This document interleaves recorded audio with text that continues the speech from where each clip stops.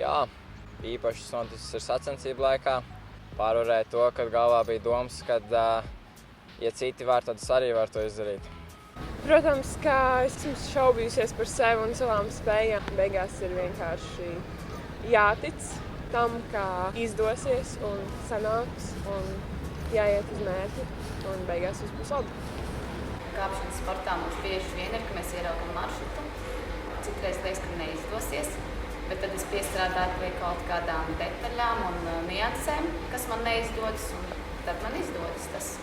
Man liekas, ka ik viens sportists kaut kādā dzīves posmā šaubās par to, ko viņš dara, kāds ir ejamais ceļš un kāda būs nākotne. Jā, arī man šīs šaubas par sevi joprojām staigā līdzi, man liekas, ikdienu, un ir visai grūti ar to cīnīties, bet es mēģinu sev atgādināt, ka soli pa solim ejot uz priekšu, viss būs labi. Ja tā godīgi, tad īsti nē, jo vienmēr ir bijis tas iekšējais dzinuls, kas ir licis turpināt visu darīt.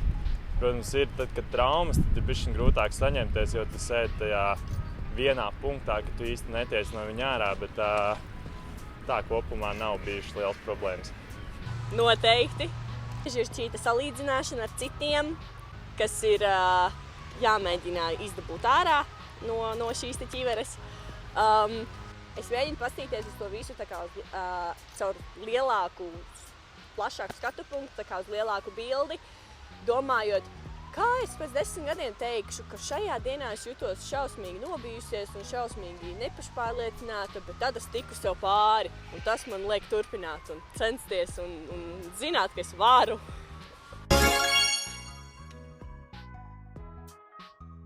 Ar mieru.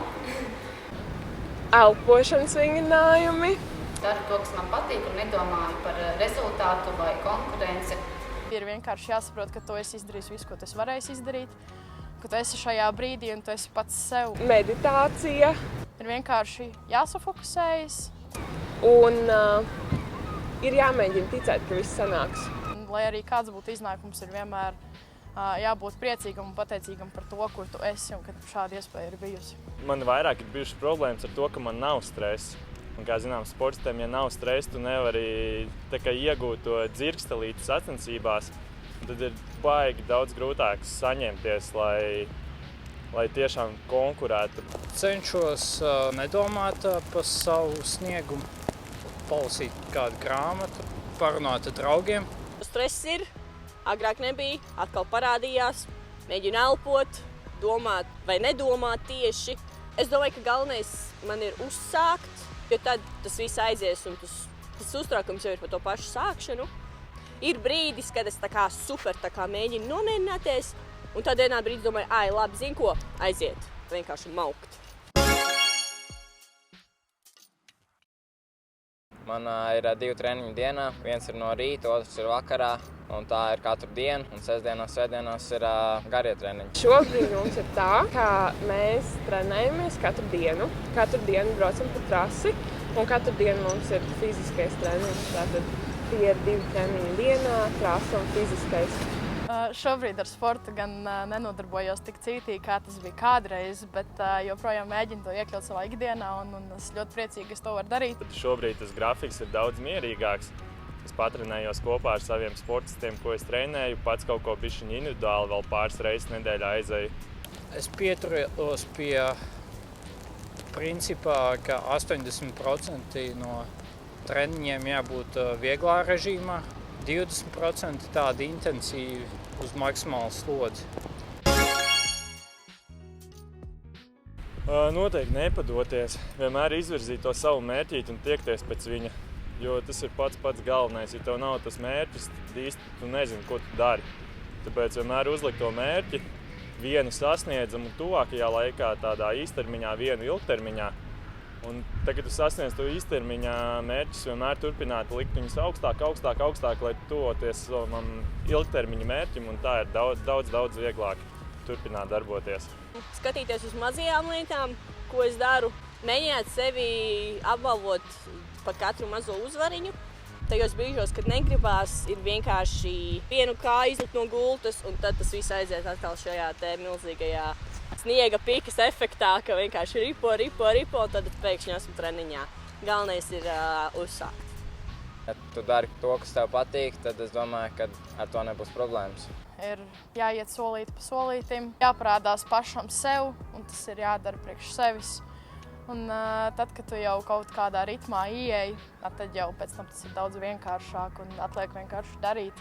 Skaidri jādefinē savu mērķi, ko tu dzīvē gribi sasniegt, un katru dienu kaut ko dari, lai nokļūtu tuvāk savam mērķim. Parasti es salīdzinu, ko es darītu, ja man nebūtu šis sporta veids. Un tas man saglabā motivāciju, jo es saprotu to, ka ja es nekāptu, ko es gribētu vēl. Man patīk kāpt, kāpēc gan lai es to pamestu. Man liekas, jau ikvienam patīk, ka tev aiz muguras ir kāds, kas tev vienmēr uzstīs pa plecu, vai cik grūti ir bijis. Cilvēki man tic brīžos, kad varbūt es pati sev neticu. Es domāju, ka tā ir visbūtiskākā lieta. Es teiktu, ka milzīgs. Es teiktu, ka ļoti būtisks, jo arī motivācija trenēties, kā es iepriekš teicu, saglabā cilvēku un komandu apkārt. Tāpat tas arī ģimenes atbalsts un tuvinieku atbalsts. Manā gadījumā man ir Omis, paldies viņām, viņas man palaiž uz sacensībām, pieskata bērnus. Tas ir milzīgs atbalsts, jo ja viņas nepieskatītu, līdz ar to es netiktu piedalīties un nodarboties ar to, kas man patīk. Komanda man palīdz atbalstīt, motivēt. Treneri parasti man noskaņo pareizi pirms sacensībām. Sacensību laikā ir baigais stress, un jā, ir kāds, kam pateikt, es apčurāšos tūlīt no uztraukuma. Un kad otrs cilvēks pasaka, nekas. Tev ir jāatrod tas savs sporta veids, kur tu atdodies no visas sirds. Bet, ja tu esi atradis to sporta veidu, ko tu mīli, tad nebūtu jābūt problēmām turpināt un sevi motivēt. Atcerēties to, ko tu vēlies sasniegt. Un noteikti cīnīties, jo vienmēr piestrādājot pie niansēm un detaļām, sev var pilnveidot un saprast plusus un mīnusus šajā sporta veidā, kas ir izvēlēts, kāpēc tu ar to nodarbojies. Un tad jau visticamāk, ka tie plusi būs vairāk, līdz ar to nepadoties un cīnīties. Uzticies sev, uzticies tam, ko tu dari. Jāturpina ticēt sev, jāmeklē cēlonis grūtībām. Varbūt kaut kas savādāk jāpamēģina no ierastā. Varbūt tas palīdz. Es domāju, ka nevajag padoties, jo tu kādam citam atļaus uzvarēt bez piepūlēm. Būt maigiem pret sevi, atļaut sev atpūsties. Ja es neatļaušu sev atpūsties, man pēc kārtā būs jāatpūšas, un tas noteikti nebūs labi, īpaši, ja tas būs tieši pirms sacensībām. Un tik uz priekšu. Uzsākt ir galvenais. Ko es gribēju teikt? Labāk. Varam no sākuma. Jā. Paga. Vienkārši